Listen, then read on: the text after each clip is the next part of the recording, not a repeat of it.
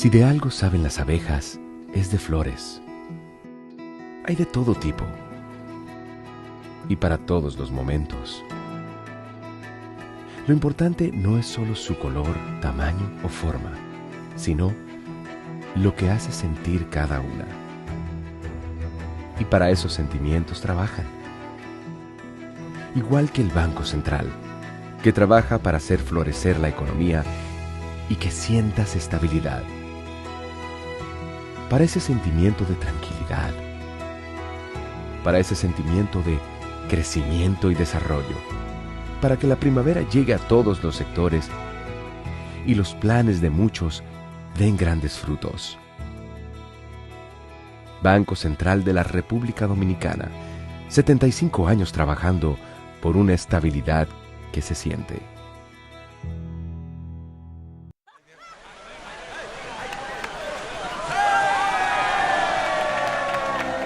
Hemos dado tantos pasos, hemos hecho sueños realidad. En cada esquina de esta tierra, ¡me voy por Nueva York! Vemos toda la felicidad. Oh, oh, oh. Siempre le damos para allá. Equipo que no se rinde, gente buena que da más. En cada esquina de esta bella tierra, la solidaridad es nuestro aliento. Extendiendo la mano, construyendo nuestros sueños. Es que los dominicanos siempre le damos para En allá. Banreservas ponemos el corazón en el crecimiento de nuestra gente, comprometidos en todo momento y ocasión en ser el banco de todos los dominicanos.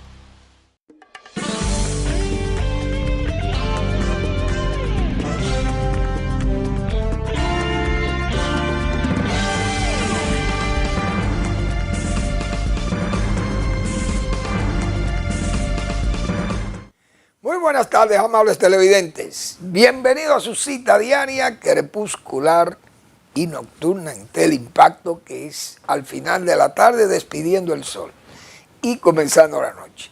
Ponga su caridad en buenas manos. Apoye el Patronato de Lucha contra el Cáncer de Villa González Incorporado. 809-443-8010. También el Hogar Escuela Santo Domingo Sabio, Avenida Independencia, esquina Gregorio Luperón, en Santo Domingo. Muy bien. Bueno, a mí me gustó una nota que yo vi, me llamó la atención. Una nota del Ministerio, del todavía Ministerio de Educación Superior. Pero yo creo que el ministro, que es Franklin García Fermín, Franklin parece que ha perdido el juicio, digo yo, porque usted sabe lo que usted enviar, un grupo de médicos, decenas de médicos, a estudiar medicina a Cuba, pero por Dios. Pero ¿y qué es lo que vamos a estudiar en Cuba? ¿Qué es lo que hay en Cuba? Ya Cuba, aquella medicina, señores, eso era una medicina que era propia de un Estado que montaba ese tramoyismo, esa escenografía de aquel avance científico en el área de la salud del gobierno socialista de Cuba. Pero todo eso era una pantalla. Eso era para hacerle creer al mundo que aquello funcionaba a la mil maravillas y que había una suerte de universalidad del servicio y que cualquier hijo del más pobre en Cuba iba y le atendían en uno de estos hospitales, el hermano Almejeira, y que bueno, y eran unos nombres, y la gente iba y pagaba porque era un negocio que tenían, y además para atender a los dirigentes comunistas de América, el que se enfermaba, que un comunista enfermo de aquí, los hermanos, vete a Cuba, y allá el régimen lo atendía, o a los combatientes, principalmente a los jefes de las FARC y de los demás, y de esa guerrilla del Salvador y todos esos comunistas que peleaban contra los ejércitos latinoamericanos, los curaban allá, en los hospitales de Cuba. Un negocio. Entonces el negocio se fue cayendo porque la gente se dio cuenta, el sistema económico también en estado deplorable, una economía en el suelo. Entonces la salud pública se ha ido al suelo en Cuba. ¿Y cómo es posible que se hagan ni que médicos dominicanos a estudiar para Cuba? Pero por Dios, vamos a ser más serios. Entonces esa gente no va a encontrar ni comida allí. Allá no hay ni comida. Dios mío. Pero teniendo nosotros aquí, señores, áreas de salud como la Plaza de la Salud, el Secanó, tenemos la de allá, la plaza ¿cómo se llama? El Sedimá, tenemos el Homs de Santiago y todas esas medicinas en Santiago extraordinariamente buenas. Y las universidades con sus escuelas de medicina de primer nivel, ¿qué es lo que van a buscar para allí? Algo increíble. Usted me dice, bueno, van a ir a, qué sé yo, a Brasil o van a ir a Puerto Rico que van a estudiar. Pero ahí hay comida, pero en Cuba no hay comida. Yo no entiendo esto. La verdad que hay que perder, como dice, perder el juicio. Enviando médicos a estudiar o a especializarse a Cuba. Yo no sé, un país que está en una condición en que, señores, yo vi un caso de una señora que necesitaba una tomografía y el tomógrafo de la provincia donde ella vive, la señora, no sé si es Camagüey, qué sé yo, la señora le dijeron que ese tomógrafo estaba dañado, que eso no funcionaba y que no se le podía hacer la tomografía. Entonces en ese instante llevaron la mamá de un general del ejército de Cuba y apareció el tomógrafo, lo arreglaron, le pusieron una batería y qué sé yo para atender la mamá del general. Oigan cómo es que está ese país. Y ahí no hay ni jabón, ni sábana, la gente tiene que llevar sábanas a los hospitales en Cuba. Claro, los hospitales en el interior, en La Habana, funcionarán algunos porque donde hay extranjeros, van muchísimas las delegaciones diplomáticas y cosas de eso y tienen que atender una emergencia y tiene que haber de todo eso. Pero en los pueblos de Cuba están desvencijados los hospitales, según se me ha dicho. Bueno, a don Eduardo Estrella Virella, que es el ministro de Obras Públicas. Eduardo, que se dedique, el Ministerio de Obras Públicas, que se dedique al bacheo. Las calles están en estado deplorable, muchas calles de la capital. Muchos hoyos, incluso hasta una calle que siempre ha sido atendida muy diligentemente por los ministros de Obras Públicas, que es la César Nicolás Penso, presenta algunos hoyos, porque es una calle presidencial desde Trujillo. Y por ahí bajaba Donald Reed, por ahí bajaba Juan Bosch, Bonelli, Balaguer, todo el tiempo. Balaguer, imagínense, solamente tenía que doblar ahí. Pero don Antonio Guzmán, Salvador Jorge Blanco, Hipólito Mejía, Leonel Fernández, Luis Abinader, todo el mundo tiene que bajar por esa calle. Los que son presidentes, porque es que la entrada del palacio está allá en la César Nicolás Penson, al final de la calle, prácticamente al final de la calle. Entonces, esos baches son muy incómodos, son hoyos. Y este dinero que se necesita para eso, este gobierno no tiene dinero para ese tipo, para pavimentar calles ya no hay dinero aquí. El dinero solamente sirve para regalarlo, para darlo en un estado de, como se dice, adelantando, pagando el voto por adelantado. Lamentablemente el gobierno se ha dado a la tarea de gastar 6 billones de pesos, 5 billones. Yo tengo 2 años en eso, 3 años tengo yo hablando de esos billones de pesos. Que el gobierno ha gastado un dineral tomando préstamos. ¿En cuántos son los millones? Los miles de millones de dólares prestados.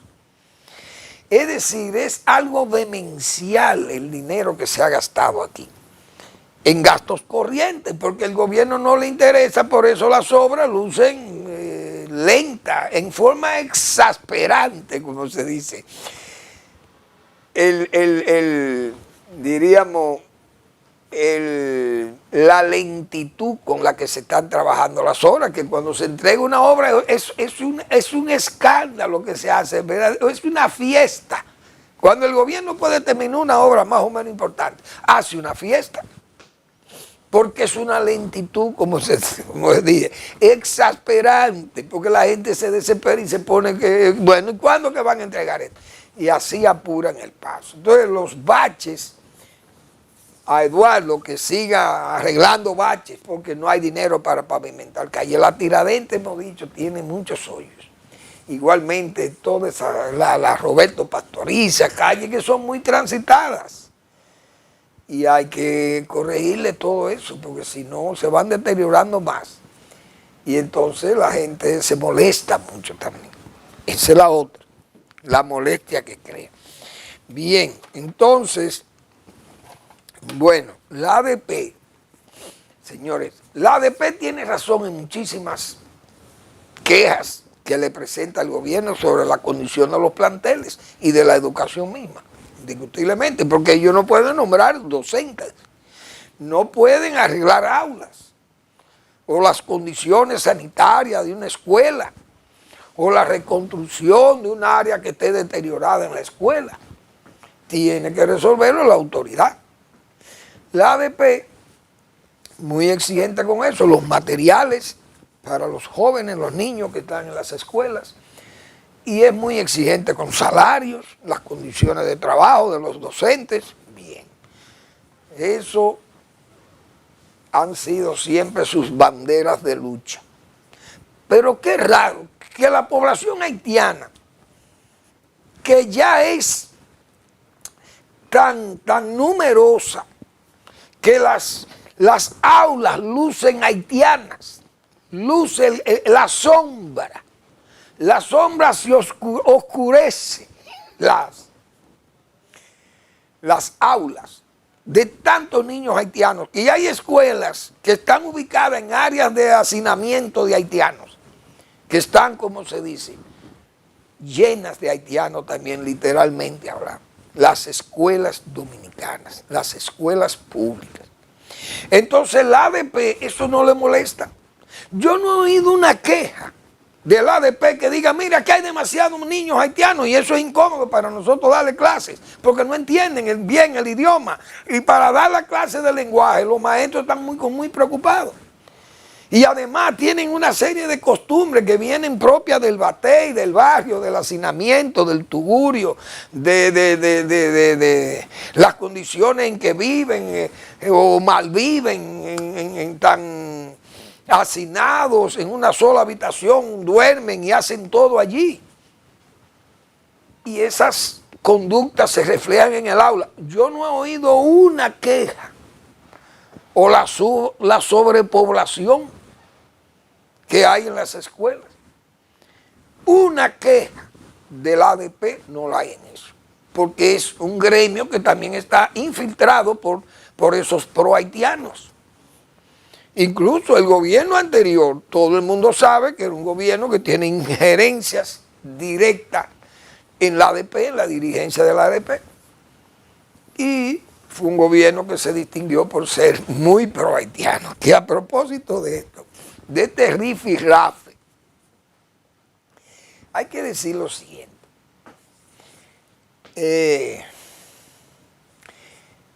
A raíz de la sentencia del caso Antipulpo, una sentencia especial porque es parte de la familia de Danilo Medina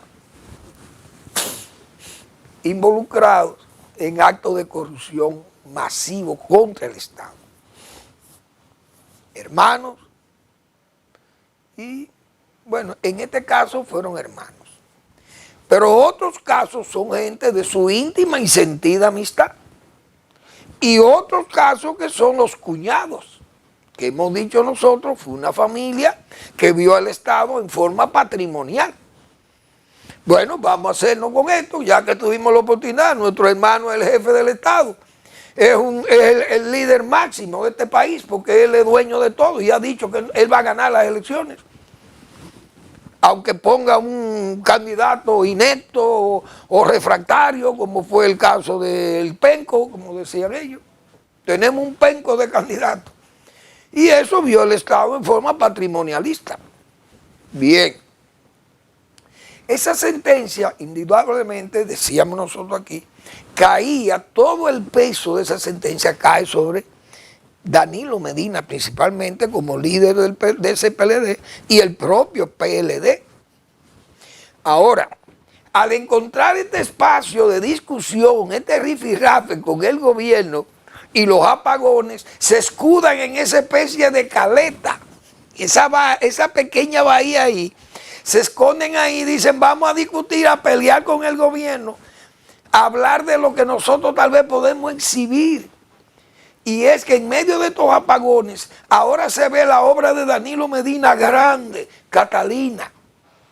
Vamos a hablar de esto mientras tanto y salen todos los voceros del PLD a hablar de Catalina, a hablar mal de los apagones y a hablar de todo lo que es este gobierno, que indiscutiblemente tiene muchísimos fallos, pero es una forma de no suavizar, sino de distraer a la gente y que el peso de esa sentencia no se vea, no se esté discutiendo donde quiera que yo vaya. Y vea a Danilo Medina expuesto y yo le puedo hacer una pregunta en una rueda de prensa. Lo primero que yo le preguntaría, presidente, ¿usted no se siente mal con esa sentencia que le dieron a su hermano? ¿Usted cree que eso puede afectar políticamente? ¿Esos juicios pueden afectarle a usted y a su partido más de lo que le ha afectado? Y él va a patinar, porque no es fácil usted responder a una realidad de ese juez, si el juez actuó, los jueces actuaron correctamente. Bueno, entonces, eso le ha servido para distraer a la gente de esa sentencia de 7 años, que fue a él, porque él declaró, el propio Danilo Medina declaraba, que él no sabía de los negocios de sus familias, de los negocios con el Estado, él no sabía eso. Pero la hermana siempre decía que no había nadie más informado que su propio hermano como jefe del Estado. Lo sabía todo. Y no hay un jefe de Estado que se atreva a decir que no sabe todo. Porque todo, es verdad que todos los que han pasado por el Palacio Nacional saben todo. Entonces, eso fue una expresión cínica, evasiva o ¿cómo se dice? Evasiva del presidente Medina en su momento, decir que desconocía lo que estaban haciendo sus hermanos cuando él compartía con todo ello en sus fiestas familiares, en sus juntas, y veía el desarrollo económico de sus hermanos y de todas las compañías que tenía y todos los negocios que se estaban haciendo. Además, yo decía ayer, él es un incurso en esos juicios, aunque no fuera un juicio abierto a él, porque él fue un perdonado, el señor Danilo Medina. Y porque yo estoy seguro que muchos funcionarios de eso actuaban tal vez sin cobrarle soborno al hermano. Es posible que sí. Bueno, mira, fulano, yo vengo a hacer este negocio porque este negocio es para mí. Muy bien. El funcionario no le va a decir que no, porque es hermano del presidente. Va donde el presidente y le dice, mire presidente, su hermano me está haciendo esto y esto y esto y me está forzando a esto, ¿qué hago? Bueno, tú sabes cómo te manéjate. Maneja tu cargo. Prácticamente le está diciendo, dale para adelante. Entonces, muchas veces se hacía eso por el efecto del poder del hermano. Y no tenía que sobornar probablemente al funcionario y el funcionario se veía entonces sobornable, pero no le daban el dinero o no ganaba dinero por ello y simplemente hacía el favor. Eso se puede dar, esos casos se dan. Y tal vez eso pudo haber pasado con algunos de esa gente funcionarios que fueron absueltos o exfuncionarios. Pero el caso de Fomper fue un caso... Es una indecencia que ustedes reparten el dinero público como con fines sociales. ¿Qué es esto?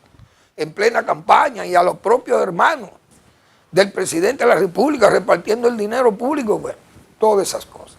Entonces, eso, no hay duda que eso caía, eso le cae ese fardo de pruebas, arropa al PLD. El PLD ve la oportunidad de distraer a la gente de ese peso, de ese fardo pesado, de ese lastre, y entra en una discusión con el gobierno por el trabajo extraordinario. Y ahora usted ve vocerías que hablan de ese trabajo y que no hubo gobierno más ejemplar que el gobierno de Danilo Medina. Yo decía aquí, porque ahora resulta que fue mejor gobierno que el de Luis Abinader, cosa que el gobierno de Luis Abinader tiene que buscar su vocería para que lo defiendan de eso y le digan al PLD de Danilo Medina sus verdades, o el PLD de Danilo Medina le dice sus verdades.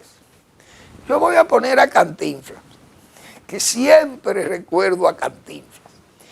Voy a ver si Eric es tan amable y me consigue esa expresión de Cantinflas. Señores, Cantinflas fue genial. Estamos peor, pero estamos mejor. Porque antes estábamos bien, pero era mentira.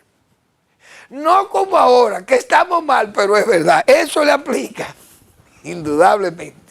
Esa expresión, esa cantinflada, le aplica a Danilo Medina y a Luis Abinader, que tienen el rifirrafe. Es decir, estamos peor, dirían los PLDistas de Danilo. Pero estamos mejor, dirían la gente del PRM. Porque antes estábamos bien, pero era mentira. Le aplica a Danilo Medina.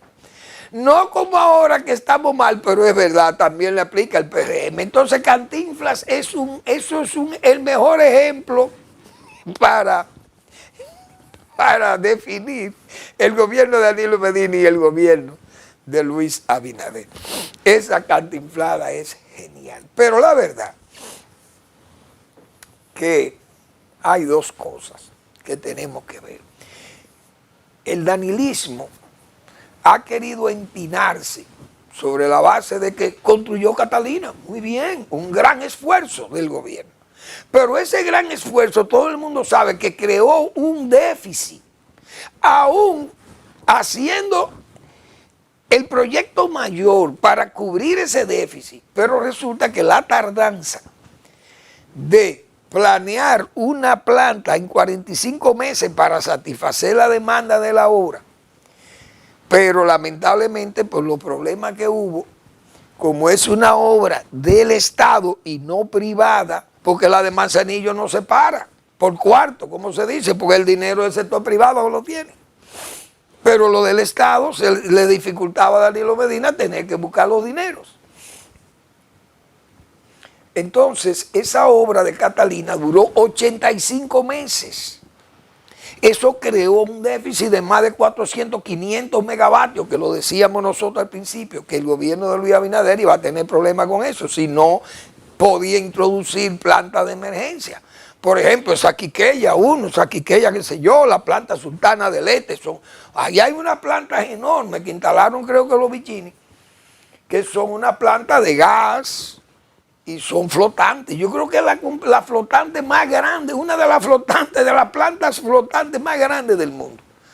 Y ese gobierno trajo esas plantas, yo me acuerdo cuando Leonel Fernández estaba allí, y entonces se fueron la otra del Este, la Sultana del Este, qué sé yo, la Quiqueya, y esas plantas se establecieron para cubrir aquello. Este gobierno se descuidó, no hay duda, y ahí tienen los problemas, actos de Dios, aquellas, ¿cómo que le llamaban? Aquellas teofanías, como diría don Carlos Rafael Goico Morales, que en paz descanse, esas manifestaciones de la naturaleza. Entonces el sargazo y una serie de problemas le han creado una situación muy grave al gobierno con el asunto de los apagones, pero el danilismo luce envalentonado por haber construido a Catalina. Pero vamos a seguir con el tema después de la pausa.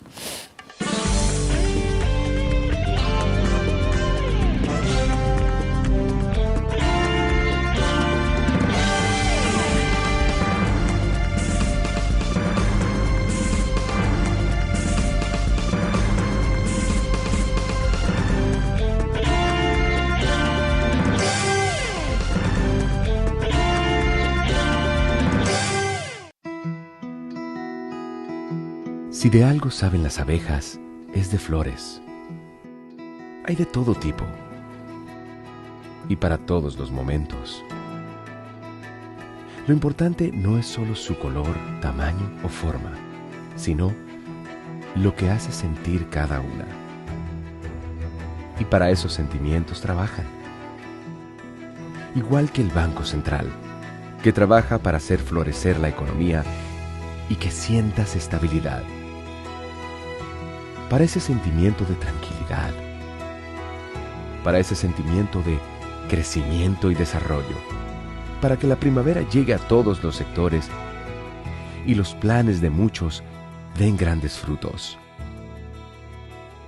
Banco Central de la República Dominicana, 75 años trabajando por una estabilidad que se siente.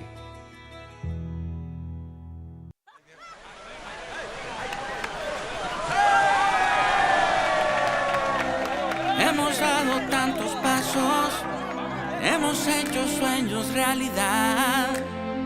En cada esquina de esta tierra. ¡Me voy por Nueva York! Vemos toda la felicidad. Oh, oh, oh.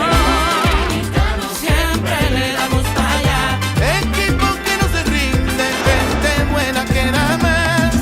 En cada esquina de esta bella tierra, la solidaridad es nuestro aliento. Extendiendo la mano, construyendo nuestros sueños. Que los dominicanos siempre le damos En Banreservas ponemos el corazón en el crecimiento de nuestra gente, comprometidos en todo momento y ocasión en ser el banco de todos los dominicanos.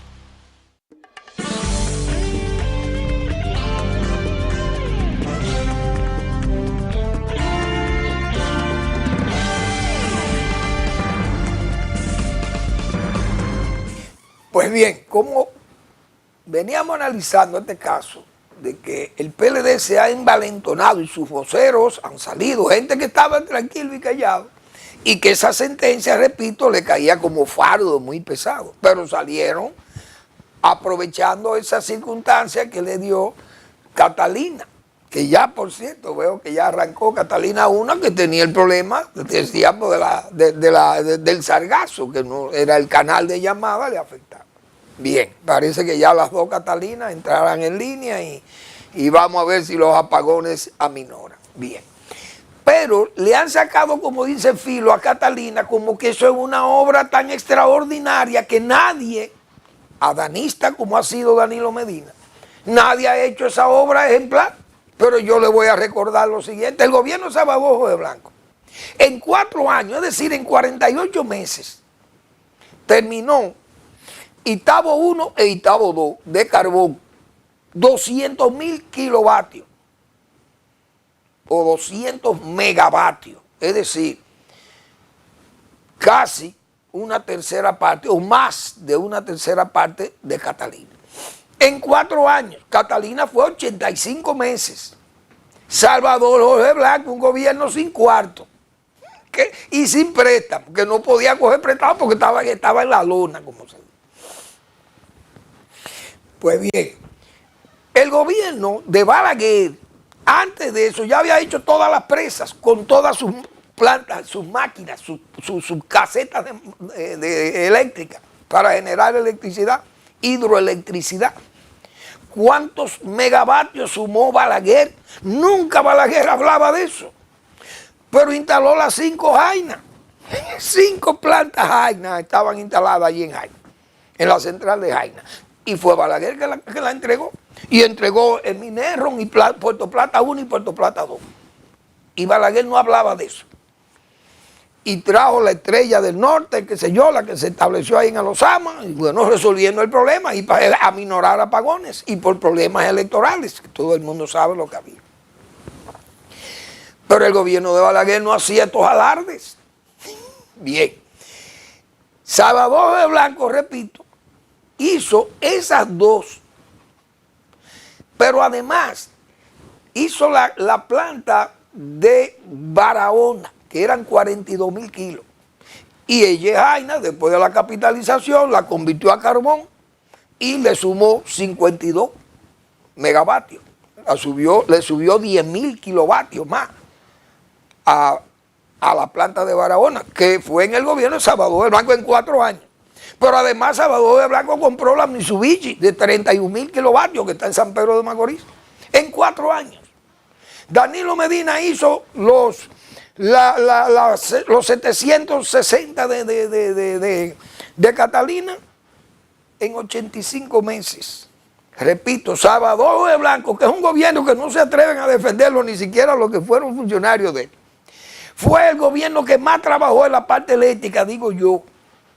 Manuel Fermín, que nunca he sido un crítico abundante de él, de ese gobierno, en el sentido de premiarle sus obras o sus actos. Pero usted tiene que reconocer la verdad, porque ahí había un equipo excelente. Entonces el PLD ha querido venderle al pueblo dominicano que nadie ha hecho la obra que se hizo aquí en Catalina. Pero Balaguer hizo 2 veces más que Catalina. E incluso el gobierno de Leonel Fernández, que fue el que reformó la capitalización para que hoy el sector privado participe en esto en forma amplia, no se pueden cuantificar. Sin embargo, en ese tiempo recuerdo que se instaló esas plantas de ahí, la Coventry, la Collentry, que hoy es la Sultana del Este, creo que esa, no sé. Y la Sultana del Este y la Quiqueya 1 y 2, todas esas y 3 y 4, qué sé yo, llegaron el tiempo de Leonel Fernández. Y no se habla, no se pone este ejemplo de Catalina como lo insustituible, lo único. Adán, no es verdad. Entonces el gobierno no ha sabido defenderse, digo yo, el Danilo y el PLD han cogido esto, dijeron, bueno, aquí hay una pequeña bahía, vámonos a refugiar aquí, vamos a salir a defender a Catalina, salimos bien parados ahí y obviamos todo ese peso de esa sentencia que cae sobre nosotros, sobre mi cuerpo, porque son mis hermanos. Eso es lo que ha pasado, digo yo. Esa es mi parte de yo, como se dice, especular con ello. Entonces, hay que decir lo siguiente, el gobierno ha tenido muchas dificultades. Por ejemplo, la ministra de Interior y Policía. ¿Qué ministros son estos? Que usted anuncia lo que hay que hacer. Hay que concienciar a la ciudadanía. Hay que cambiar el protocolo de la policía. Tenemos que mejorar la Policía Nacional. Pero usted, la ministra, resuelvan. Ustedes no están nombrados ahí para que hagan un listado de las cosas que hay que hacer. Ustedes tienen que hacerlas. Porque ustedes son los ministros, no soy yo. Yo puedo hacer una sugerencia. O alguien más del pueblo dominicano puede hacerle las sugerencias que quisieren. Pero ustedes no pueden ir a hacer sugerencias. Ustedes tienen que ejecutar sus planes, sus programas, sus acciones públicas, aplicarlas sin tener que decir que hay que hacer a la policía, hay que hacerle un protocolo especial. Háganselo. Oye, ¿qué ministros son estos? Yo recuerdo, en tiempo de Balaguer hubo un ministro de Educación que escribió 25 artículos, siendo ministro de Educación. Escribió 25 artículos de lo que había que hacer en el Ministerio de Educación. Balaguer lo quitó, lo sustituyó del cargo, pero claro, porque ¿cómo usted se va a poner a dar clase en un cargo público? A decir las cosas que hay que hacer, hágala usted. O justifique por qué no se pueden hacer, si se lo preguntan. Que tampoco tiene que avanzarlo ni decirlo, porque eso es un asunto de sentido de Estado, que eso es lo que le ha faltado al gobierno de Luis Abinader. Le falta sentido de Estado. Mire el INAVI. Usted sabe el caos que había ahí, 25 contratos y todavía el presidente jugando con el barro, como se dice. Con estos funcionarios, Senasa, el escándalo de ahí. Entonces, ¿cómo usted va a esperar que se le haga una escandalera? Un lodazal para usted actuar. No puede ser. Pasó en educación con el mismo ministro que nombró, los 2 ministros que nombró primero en educación. El presidente dejó que se terminara en el lodo. Mírenlo el caos. Y no ha habido peor caos, porque eso no se ha auditado. Pero el día que auditen a educación, oigan, apestará aquello. Apestará aquello. Lamentablemente, todo ese cambio que se vendió, el cambio es avanzar hacia adelante, pero en reversa, como se dice. como avanzar hacia, en marcha, avanzamos pero en marcha para atrás. Lo que le ha llamado al pueblo siempre desde el cambio de don Antonio Guzmán, se le llamó el cambio de reversa del PRD. El caso del gobierno de Salvador de Blanco, el retorno de Balaguer al poder, se desacreditó aquel cambio y hubo cambio, En el gobierno de Antonio Guzmán hubo un cambio político en este país, porque hay que decir esa verdad también, que tampoco el PRD lo supo explicar nunca. Pero hemos tenido que explicarlo los balagueristas de aquella época y los reformistas que participaban. Tuvimos que admitir que hubo un cambio, verdaderamente un cambio político en el gobierno del PRD. Pero el cambio económico se quedó en la gatera. ¿Y qué ha pasado? Danilo Medina y su PLD de hoy han querido sacar ventaja de lo que fue el PLD de Leonel Fernández, porque que hay varios PLD. Está el PLD de Juan Bosch, el PLD de Leonel Fernández y el PLD de Danilo Medina. Son 3 PLD. Entonces, el PLD de Bosch fue un PLD ideologizado, sin llegar al poder, más que en el tiempo que tuvo Leonel Fernández como presidente. El profesor Bosch estaba vivo todavía y pudo ver su PLD en el poder. Todo el mundo sabe cómo se llegó allí por aquella alianza. Pero vino el gobierno de Danilo Medina, que fue un gobierno que no actuó como el PLD, porque actuó con odio, con resentimiento, con escupir, como se dice, todo aquel veneno que guardaba en su pecho, lo escupió sobre Leonel Fernández y su gente, mal agradecido. Desde el mismo momento en que arribó al poder, lo que hizo fue hablar mal de quien lo ayudó, que mucha gente le llegamos hasta decir a Leonel Fernández, presidente Fernández. No hay nada más incómodo para un elemento, para un individuo, que la mortificación de un agradecimiento. Esos son los mal agradecidos, y eso es de Maquiavelo.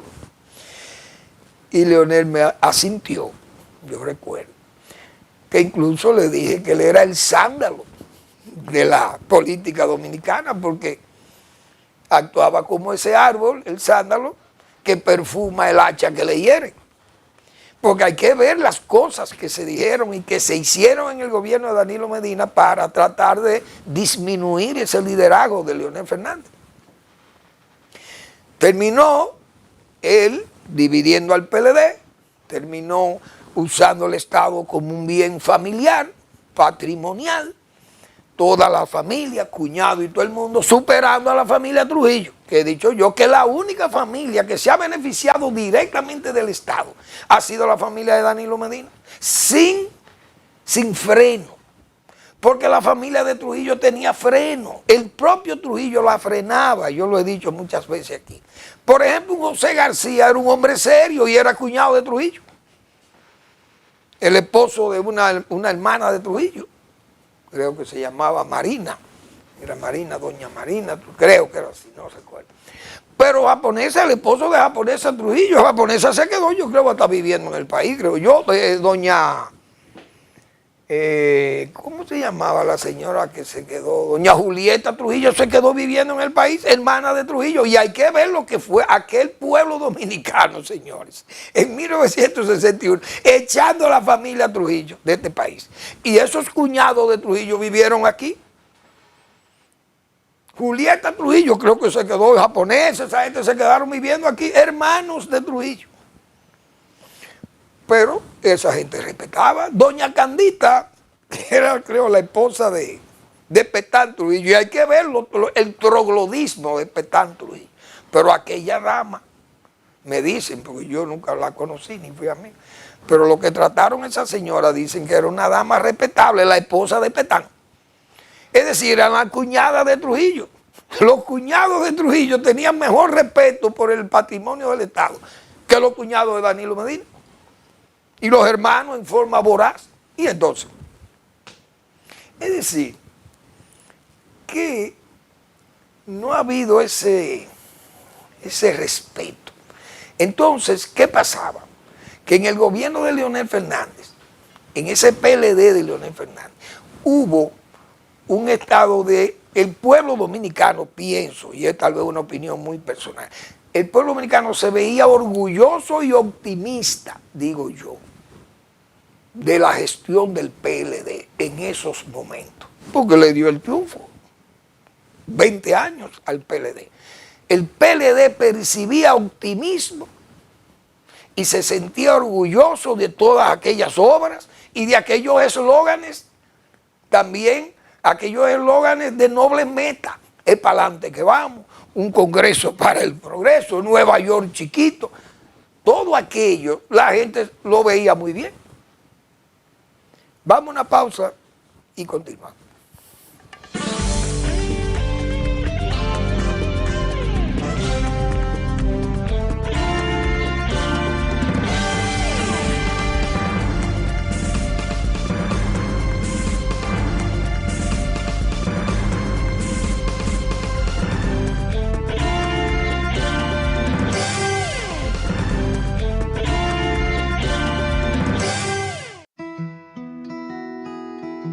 Si de algo saben las abejas, es de flores.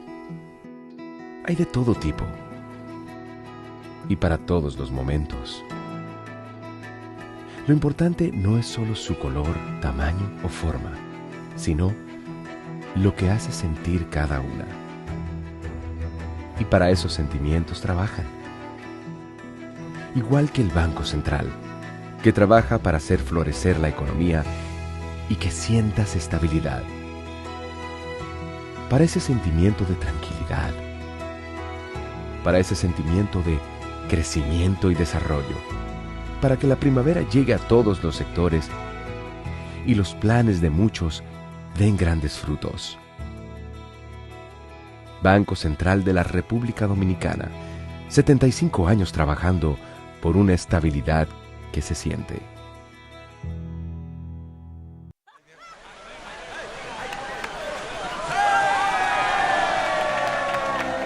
Hemos dado tantos pasos, hemos hecho sueños realidad. En cada esquina de esta tierra, Nueva York, vemos toda la felicidad. Oh, oh, oh. Siempre le damos para allá. Equipo que no se rinde, gente buena que nada más. En cada esquina de esta bella tierra, la solidaridad es nuestro aliento. Extendiendo la mano, construyendo nuestros sueños.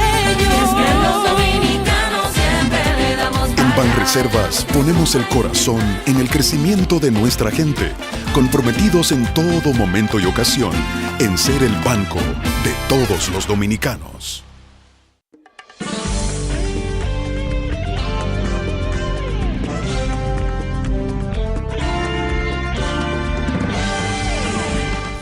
Bien, entonces, concluyendo con este comentario que yo acabo de hacer, o de iniciar en el segmento anterior, señores, de esos 3 PLD que he dicho, el PLD de Leonel Fernández, repito, el país se sentía orgulloso, optimista. ¿Por qué? Porque salía de un estado de casi expirante en el 2004, todo el mundo sabe lo que pasó aquí, 2000-2004. Se detuvo el progreso, entró esa tromba marina que fue Hipólito Mejía, y aquello terminó el país en una sala, como se dice, de cuidados intensivos. Viene el 2004, viene esta recuperación, crecimiento de 10, 12, 11%, 9%. El país comenzó a ir adelante y aquellos, repito, aquellos eslóganes de nobles metas, para adelante que vamos, Nueva York chiquito, se inician todas aquellas obras, subway, el metro, la UAS y las extensiones de la UAS, carreteras troncales enormes, la del Coral, se hace la carretera de Samaná, la Duarte terminó ampliándose a cuatro carriles, obras deportivas, todas las obras viales locales de la capital, túneles elevados, el metro señalado, las reconstrucciones de edificios públicos, la construcción de las canchas estas de Santiago, la arena, y bueno, todo aquello, bibliotecas ampliadas, hubo un empuje infraestructural. La carretera de Constanza, se hizo el aeropuerto de Constanza, se arregló, se amplió, me acuerdo, se hizo Calo de Palomino, se construyó la carretera de San Juan de la Maguana, San Juan aquello creció, bueno, que hoy Félix Bautista todavía está cobrando, en todo el trabajo que se hizo allí.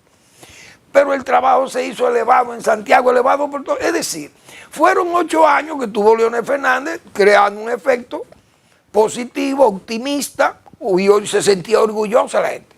Danilo Medina siguió con las obras, indiscutiblemente, pero siguió con el espíritu ni siquiera de la familia Trujillo, de la familia de él, la única familia presidencial, repito, en toda la historia republicana de este país. Incluso más para atrás, ni la familia de Cristóbal Colón, que hay que ver lo que era Diego Colón, el virrey aquí. Y doña María de Toledo, que venía de la corte. Óigase bien. Y Bartolomé el adelantado. Y hay que ver las vicisitudes que pasaron los Colón en este país. Que hasta preso Bobadilla lo mandó a España. Engrillado a Cristóbal Colón y a Bartolomé su hermano. La familia que más sufrió aquí fue la familia de Bartolomé de Cristóbal Colón. Varado por allá en Veragua, por Panamá, y ni siquiera Obando ni nadie le mandó a auxiliar. Un hombre que pasó todas las vicisitudes, Cristóbal Colón. Bueno, ¿qué familia? Ninguna familia presidencial, la familia del siglo XIX, ninguna se atrevió a usar el Estado como la usó la familia de Danilo Medina Sánchez. Hay que hablar esa verdad, duélale a quien le duela. La familia Trujillo fue más respetuosa del patrimonio, los cuñados de Trujillo. Y hasta los hermanos, si cogían, tenía que ser bajo el control de su hermano, que era un pillo, es verdad. Entonces, eso no hay duda que además creó en el mismo PRM, la gente también tenía, por eso digo que en ese PLD de Leonel Fernández tuvo ese criterio el pueblo, digo yo, tal vez estoy equivocado. Pienso que el pueblo se veía orgulloso y optimista. Pero con el PRM venían los temores del PRD, partido que en la oposición se le echa de menos y cuando está en el gobierno se le deplora. Todo el mundo tenía las dudas de que el PRM era una especie de mano cruzada, de dedos cruzados o entrecruzados. Por esos mismos temores, fundadamente válidos, porque también hay que decir esa verdad. Entonces, Danilo Medina, bueno, siguió su trabajo, hizo una gran obra también, siguió el modelo de Leonel Fernández, con la diferencia de querer más luego, entonces saltarse todos los patrones del compañerismo, la palabra compañero rodó por los suelos, y entonces se actuó en forma muy patrimonial con el Estado. Ya. Esa ha sido la verdad de todo lo que ha pasado en este país. Pero ahí estamos todavía sobreviviendo con muchísima deuda y ese es el peligro, porque entonces el gobierno actual está actuando como los PRDistas de atrás, en forma también manirrota, pagando o comprando o pagando por adelantado el voto. Es decir, no me pongan restricciones en el gasto corriente. Yo prefiero no hacer obra, pero yo me voy a convertir en un pagador por adelantado del voto que yo necesito para que me mantengan en el poder. Y así no se puede gobernar un país. Porque ¿qué es lo que va a venir mañana? Por eso decíamos, va a venir esa deuda y nos va a pasar factura como pasó en el siglo XIX y principios del XX. Y ahí está ahí de Harmon a Trujillo, que lo hemos recomendado muchísimas veces. Pero a los políticos no les gusta leer esas cosas, lo ahuyentan, le dan temores, le crean temores. Pero vamos a seguir viendo todos esos detalles de lo que han sido estos gobernantes, estos gobiernos. que muchas veces entienden el cambio como avanzar hacia adelante, pero yendo de reversa. O avanzando con marcha hacia atrás. La reversa, otra vez. Y no caminan bien. El país no va a andar bien. En Washington parece que va a haber que escribir una novela, como una novela que escribió Humberto Eco. El cementerio de Praga. Recuerdo haberlo leído, ese libro excelente. Fue catalogado de antisemita, pero bien, es una gran novela. Pero en Washington habrá que escribir El manicomio de Washington, porque señores, las cosas que estamos viendo en Estados Unidos, aquel país, aquella hiperpotencia, renunciar a ser una hiperpotencia Estados Unidos. Es decir, no, a mí no me interesan los amigos de Estados Unidos, aquí todo el mundo es igual para mí, es negocio. Hoy Estados Unidos puede estar hablando que la base naval de Cádiz en qué sé yo, de Torrejón, no sé, en España. La base naval, la de Roda, no me acuerdo cómo decía. O la de Okinawa. Ah, no, eso está de más. Recojan todo eso y tráiganlo para acá. Porque Estados Unidos no tiene que estar gastando tanto dinero. Pero venga acá. O las universidades norteamericanas. ¿Tú sabes lo que es el Estado Donald Trump peleando con la Universidad de Harvard? Donde nace la ciencia, donde nacen las grandes investigaciones, todas estas universidades y estos centros de estudio académicos de los Estados Unidos. Y que Estados Unidos, que es el país que gana todos los premios Nobel, que se vea restringido porque tiene un gobierno que no quiere la salud, no la vacuna, nosotros no creemos. Pero venga acá, hermanos. Yo tengo tanto tiempo hablando de esa condición de dinamitero, de estampida que ha creado Estados Unidos. No cree en multilateralismo, no cree en unilateralismo, acuerdos regionales, el clima, negacionista de la vacuna, negacionista del clima. ¿Y qué más? Son todas cosas que uno no va a entender a un Estados Unidos que es la estrella polar de Occidente, por donde nos guiamos los países democráticos, viendo como todos estos comunistas ineptos, mírenlo cómo andan quebrando países en América Latina. Y Estados Unidos tiene solamente con toser, Estados Unidos le tiene que preocupar a todos sus adversarios. Pero andamos, la verdad que andamos sin instrumento. La estrella polar se está, como dice, enneblinando y no vemos por dónde seguir o a quién seguir, porque Occidente tiene que seguir, la locomotora de Occidente y del mundo. Se llaman los Estados Unidos de Norteamérica. Gracias por su atención, nos vemos mañana en otra entrega de Al Final de la Tarde, despidiendo el sol y comenzando la noche.